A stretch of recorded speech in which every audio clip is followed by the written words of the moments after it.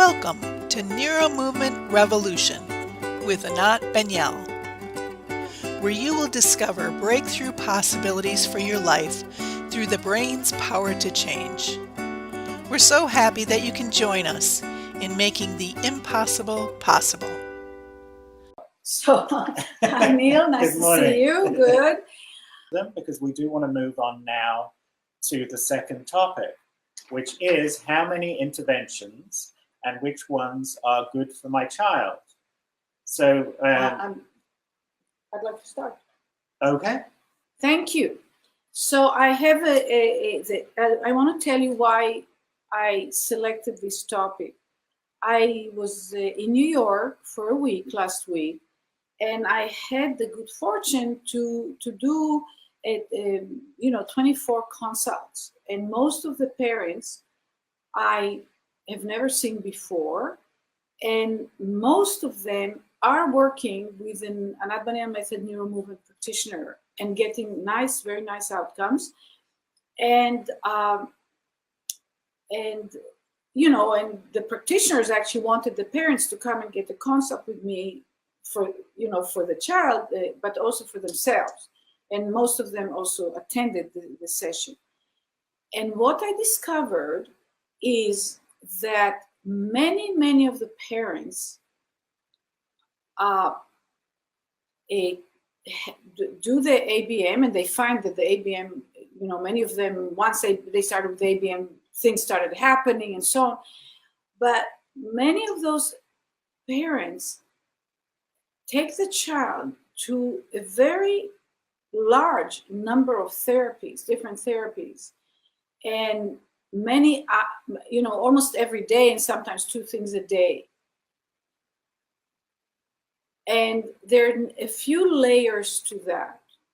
But the most fundamental, basic thing I want to address very briefly: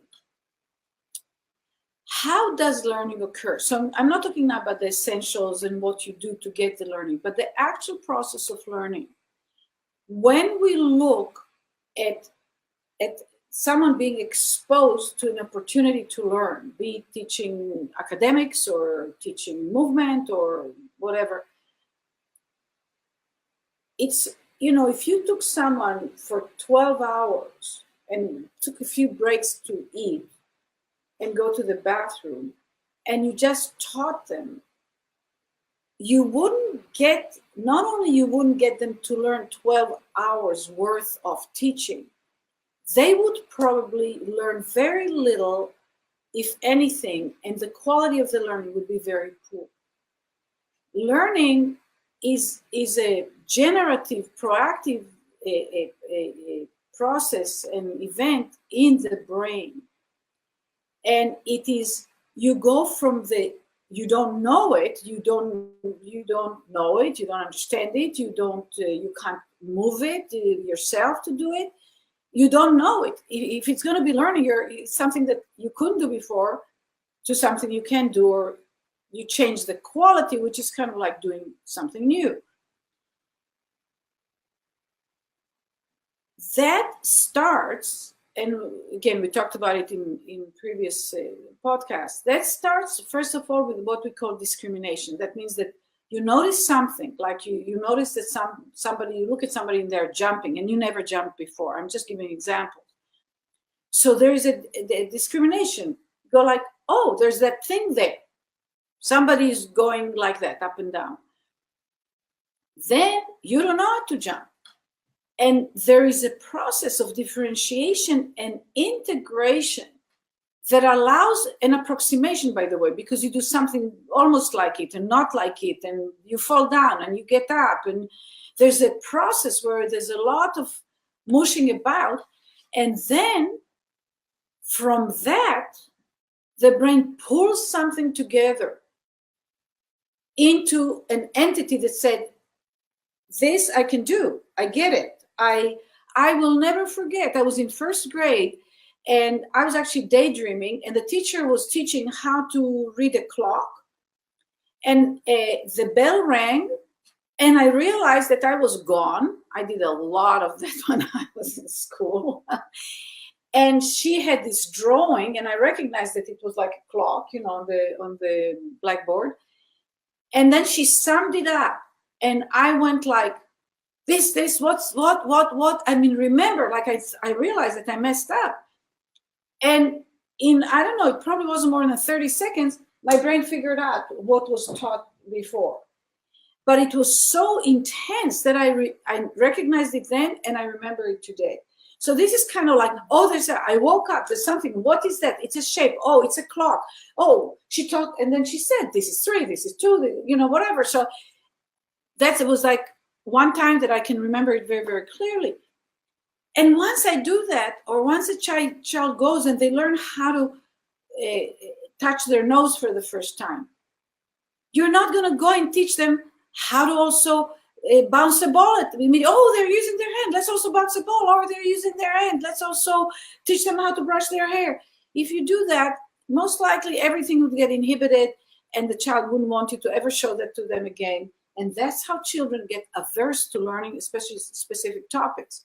So it's important to understand that learning comes in little units, little transformations. Wasn't there? There. Wasn't there? There. In between, there needs to be a la-di-la. Research found that the best time length is 15 to 20 minutes. These are the units. Sometimes you can work with it and continue another unit, but beyond 50 minutes, not a good idea. Now we're talking how many interventions and how often and which ones.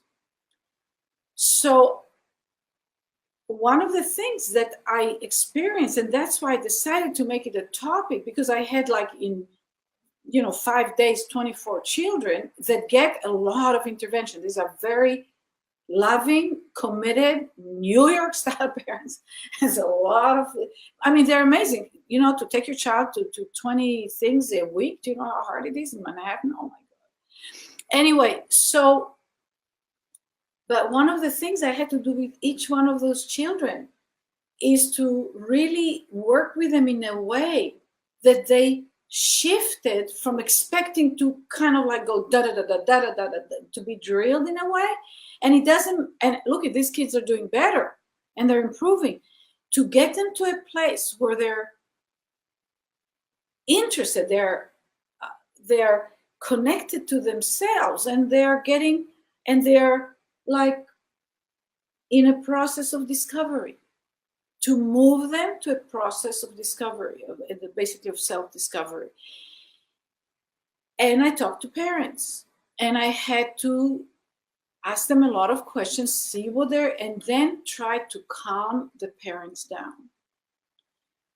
And start, it's they're the parent, you're the parent, you are the boss of how the process will go. You have to be comfortable with the process. I would like for you to learn to think. So just to know that, first of all, doing a lot, doing every day, and drilling the child and trying to get the child to learn, it gets them, this process is more and more passive and tend to more and more get inhibited. And that means the learning is not as potent as it could be.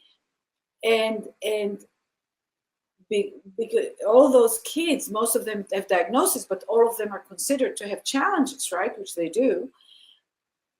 Then the limitation is assigned to the condition. And there is a question that I always ask. Is the limitation only due to the condition, or is part of the limits that the child is at is due to the intervention? And we don't have an absolute answer, because we cannot take the same child twice from the same point, right? It's not neutral. But let me tell you what I know. When we work with children and we do intensive, the maximum we will do is 2 sessions a day. I do them, they're around 30 minutes. My practitioners, they still do it 45 minutes, because it just gives them more space. It's not so much for the child, but for the practitioner to have time to figure out what they want to do with the child. I tend to be, a little bit like, how would you say it, like a straight arrow, right? So, Absolutely. yeah, and I work with, and it's pretty intense. So the child usually is what I call cooked, anywhere between 20 to maximum 30 minutes. So they're not changing anymore. So I just stop. I mean, I go with them and then help integrate, and it's over. Practitioners do it 45. So the maximum the child gets is twice a day, 45 minutes. We ask the parents to not run around, to not do a lot of tourism, and to not exercise the child, to not practice with the child, to not stretch the child, to let the child be, so that the brain can start spontaneously continuing the process and applying what they did. And parents do come back and say, oh, my child. So I had one session, I want to tell you about a girl. She's adorable. I read the thing on paper and I thought, oh my God, and she gets a lot of interventions. And she was very defensive. She didn't want yet another person in her space. So I did what I did, and finally she let me do it. Towards the end of the lesson, I was able to put her, she was on the mom, and I was able to move her over to the table. And two and a half, petite little thing. And I was able to start moving her. And first she didn't want me, but there was a window there, and she paid attention and it felt nice. So I could continue doing it. And then I did whatever I did with her. Maybe it was a total of 5 minutes. But this thing that does not talk in sentences, right? Just little words. She's down there, says, I like this. I like this. I mean, the mother was besides herself. She said she's 2.5, never said this in her life. We want the child to have a good experience.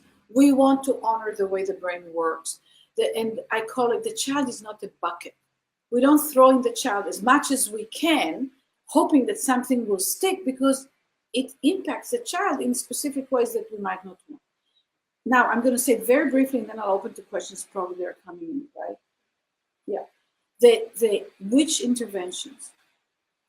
So not too many. I will say I will do by 2 criteria. One is interventions that fundamentally adhere, not because they necessarily name it that way, but that they are in harmony with the 9 essentials. Interventions that are not in harmony with the 9 essentials, I personally do not recommend. And the 9 essentials is a lot about how the practitioner, the professional, does what they do. It's not so much the what, even though sometimes it's also the what, but it's the how. So it's the slow, it's the movement with attention, it's the variations, all those essentials, right? And so if you think about drilling, like getting the child to do something, the same thing over and over and over again for a few hours every day, I think it is very detrimental for the nervous system, for any nervous system. The brain responds to it, and and things happen, but I think it's not recommended. But that's my opinion. What I do and try to train my practitioners is, if a parent wants to go into a more different kind of therapies that do the non-essential way, then not to do our work at the same time, because it's hard on the child. It just flops it back and forth, back and forth. The other really important criteria is the child. How is the child doing? Is the child progressing? Is there some relationship between the investment of time and effort and some outcome? So, and the outcome is not walking, yes, walking. That's too big of a gap. The change is a child that says, I like this, that never said it in her life. That's a huge shift in the nervous system, the recognition, the awareness, the ability to connect language to it. That's enormous, enormous. So that's the other criteria that I would recommend to use. Now, any questions? We've got... And just remember, your child is not a shopping cart that you put more stuff in and you have more food for more time. It's a living person that is having an experience and needs to be a potent learner. Yeah. I have a comment here from Maria Arnold. Thank you for refreshing my knowledge on too many interventions at once. I did this when my child was young and early after diagnosis, and then she had a follow-up. I think she was so overloaded in her interest in learning wasn't there. It isn't her condition, it was the overload for sure. Our approach is much less and lots of rest in between. Question from Matthew Evans. Can you talk to the point that the interventions are not only superfluous, but also usually are too advanced for the developmental stage of the child, or where the child is? Oh, I would be, Matthew, thank you for bringing it up. Well, look at, I wrote it in my book, Kids Beyond Limits. If he could, he would. If she could, she would. So again, the distinction is, there's the outcomes we would like for the child to have, right? We would like the child to be able to roll over, to talk, to walk, to interact, to look you in the eyes, to be able to sleep well. I mean, we all want that. Good. And then we park it, we put it in the background. You know, that's the vision, that's the intention. But to get there is not by being there. No one learns to walk by walking. No one learns to sit by sitting. What happens, for instance, with sitting, that there is huge amount of processes and movements and relationships of the body to the ground, and transitions from just for a child that starts rolling. Tummy time doesn't do that, by the way. Tummy time interferes with that. But without interference, the child learns to roll from the back to the belly. It's a huge discovery for the brain. It discovers that it can displace itself in space. Do you think that might be an element that's important for walking? And now then what happens, the child, moves and reaches for things and so on. And one time when it wants to roll, the head goes too far forward and it finds itself sitting up. That's one of the ways that kids sit up for first time. But they don't do it after they roll 2 times. There needs to be so many more permutations in space, and the feeling of the bones give us the ability to move, right? I mean, without the bones, we'd just be a puddle on the floor. So the trying to get the child to do what they can by asking them to do what they can is one of the weakest, least effective ways to do it, and leads for a lot of limitations and likely failure. It depends where the child is at, or learning to do poorly, or learning to hate learning, or learning that they're not smart, or whatever. So, I mean, nobody hates learning, but hating what we call, learning. And so you want to, if you bring your child to a practitioner if it were my child and they wanted to sit her up and sit her up and sit her up, and when she's kind of sitting, I just go away. I won't come back. And on the other hand, if I go to a neurologist or something that sees that my child can't do something and tells me a prognosis that probably they'll never walk, and probably I will also not go back, because both are as faulty. We do not know when the child's brain is getting on the path of learning, of differentiating and integrating and gaining new little things, this thing and this thing and this thing, and now they can track better. And now they were able to bring a piece of apple to their mouth. Now they said, I like it. Now they get more interested in people. Now they're less afraid. Now they can go down the slide. Whatever it is. When that happens, we don't know how far it'll go. We really don't know. And of course, in my book, I'm mentioning it again and again, but it's Elizabeth. She was diagnosed with global brain damage, put her in an institution, she'll never do anything. And she looked like that, but then she learned something, and then she learned something else, and then she learned to learn more and more. And guess what? All the way to 2 master's degrees. I worked with her until she was 21. The last sessions I gave her when she was 21, and the last time I saw her was at her wedding. So, and not everybody will go as far as Elizabeth, but she was my school because the parents kept bringing her back, and they kept bringing her back. So both Elizabeth and I had the opportunity to be in the process. And when she got older, there's a video of that if you search. YouTube, where she says that every time she gets lessons, she feels so much better. She feels smarter because she is smarter, because her brain works better. So you have to be the boss. You have to ensure to not get pulled into, but they're 3 years old and they're supposed to, Elizabeth started walking independently. She was around 9 years old. Yeah.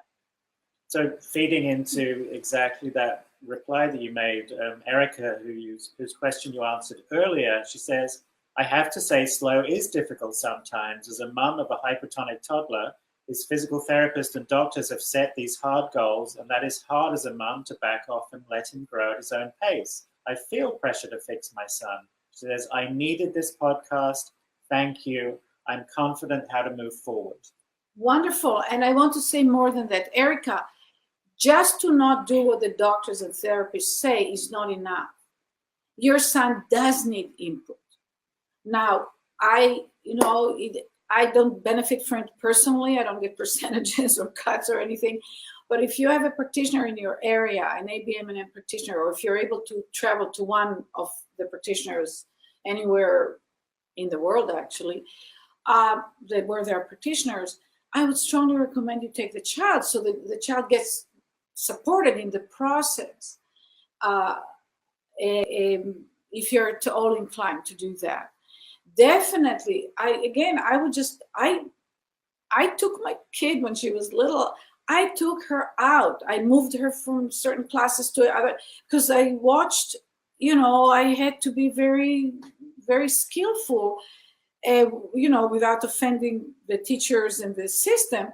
But she was in a certain class, math class, when she was in high school, in an advanced class of math with a teacher. I have a degree in statistics, and I heard how he talked about how he teaches, and then I saw what he was doing with her. I knew he was going to kill off her brain. And guess what? And my daughter's father is a professor of statistics in the university. So we kind of have and he's brilliant. And I said to him, this is going to be not good. And he went like, nah, it's okay. Sure enough, not only she couldn't figure out any of the math and started failing, she started failing in all the other subjects. That's what I'm talking about. So I made sure to move her to a non-advanced class with the same, math teacher, and she became a very good student again. We have to come from a place that I know what I know, and I'm going to do the best to make it so for everybody around me. My daughter, my father, my brother, my colleagues, myself, and the people I work with. And I just do the best I can. And you do the best you can. Yes, one more question. No, maybe two. And so until you're looking, it takes courage. It takes courage. I mean, I've worked with children. Elizabeth, the parents told them that I'm giving them, some therapists, it was many years ago, told I'm giving them false hope. And then when she was improving and they said, I'm just, there's no, anyway, it was way back. So now it's very, very different. The whole world of therapy has changed a lot and is advancing a lot, is much more enlightened. And still you have to make a lot of decisions yourself. Yeah. Question from Veronica. Any suggestions on how to help my 5-year-old to get on all fours for creeping? He currently army crawls. Do the essentials, Veronica. You see, it's over and over again. If you brought to me your child and he didn't in his army crawls, I would not put him on all fours. I would work with him where he's at. So you're his mom. You play with him where he's at. Do the essentials, then the brain will figure out the rest.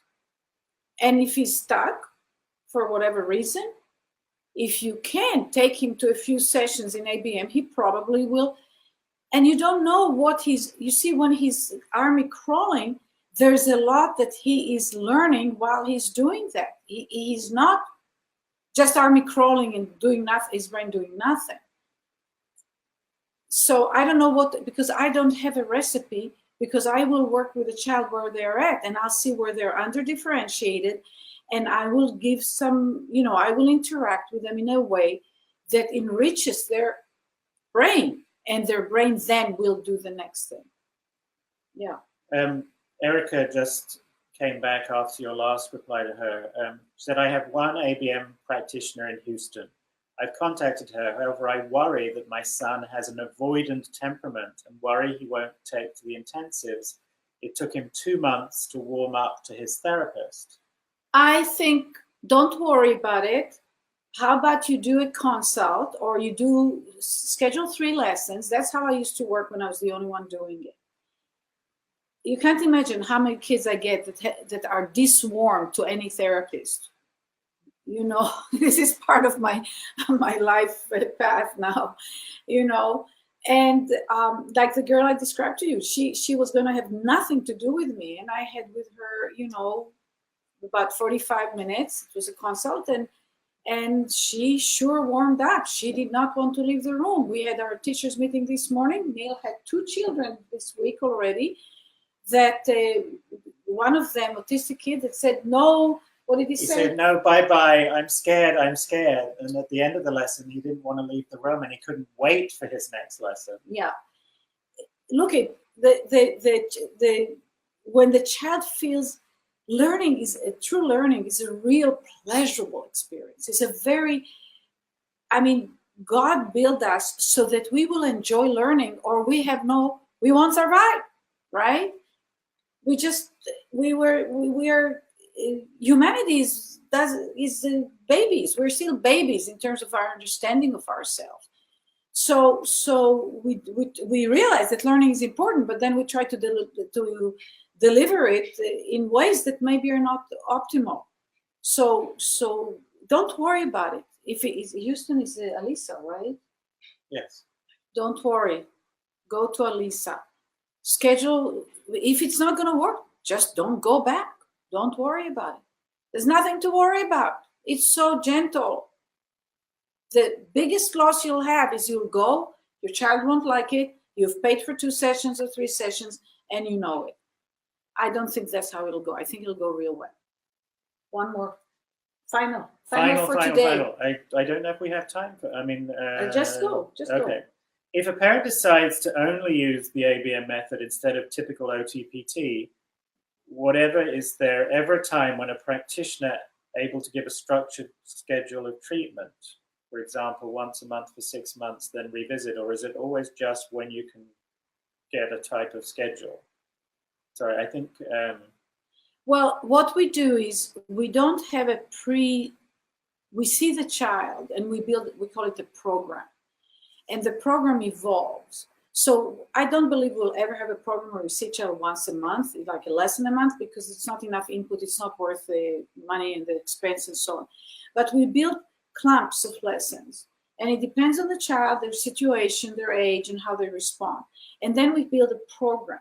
And very often the program initially has intensives. Intensives are anywhere between 5, 1 a day, which is a light intensive, to 10, 2 a day, which is 10 lessons. And then again, depends on the child, depends where the parents live, but if they have to travel or not, or if there's a local practitioner we can collaborate with. And we just, and in the beginning, it's like one child that really needs a lot of work and the brain needs a lot of support. I want them to come for 2 weeks, go home for 2 weeks, come for 2 weeks, go home for 2 weeks. I think after that, 2 or 3 of those, we will probably just do 2 weeks or 1 week and 3 weeks apart. Because when the child starts learning and developing, they don't need as frequent, but they still need input. And we build it to the child, but we look at usually between 2 to 3 months increments of the work. And remember, your child is a living, experiencing being with a brain that can learn in small units of time. It's not a bucket. We don't throw stuff into the bucket. Have a fantastic 2 weeks, and we'll meet again next podcast. Absolutely. Thank you very much. Have a great day. Thank you. Thank you for joining us on NeuroMovement Revolution with Anat Baniel. You will find all of our podcasts and additional resources on our website at www.anatbanielmethod.com. can also subscribe to this podcast for free on iTunes, iHeartRadio, Spotify, Google Play, Stitcher, and TuneIn. We look forward to seeing you online for our next NeuroMovement Revolution.